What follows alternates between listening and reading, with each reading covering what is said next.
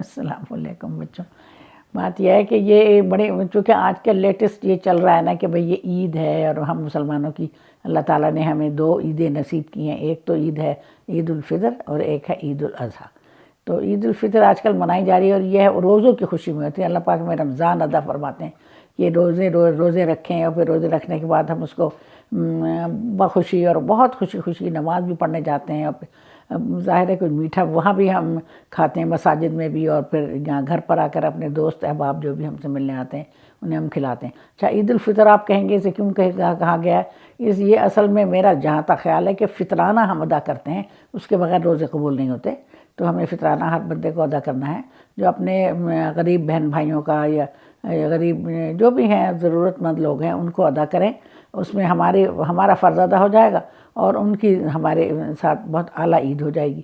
تو بیٹے اور کوشش یہ کرنی چاہیے کہ فطرانہ ذرا صحیح طریقے سے ادا کریں، بہت کنجوسی سے نہ یہ کام کریں. حضور نے فرمایا تھا کہ آپ کی فطرانہ گندم کا بھی دے سکتے ہیں، آپ کشمش کا بھی دے سکتے ہیں، آپ کھجوروں کا بھی دے سکتے ہیں. کشمش کا سب سے یعنی 2.5 سیر کشمش کا فطرانہ، یا پھر آپ دیکھیں جو بھی آپ دے سکتے ہیں وہ ضرور دیں. یہ اللہ تعالیٰ کا حکم ہے، اور جو یہاں دیں گے اسے ہزاروں گنا بڑھ کے ہمیں اللہ تعالیٰ کیا ملے گا یہ ہمیں یقین ہونا چاہیے. تو بیٹے یہ اللہ تعالیٰ کا حکم ہے اور اسے ہمیں تسلیم خم کر کے خوشی ادا کریں.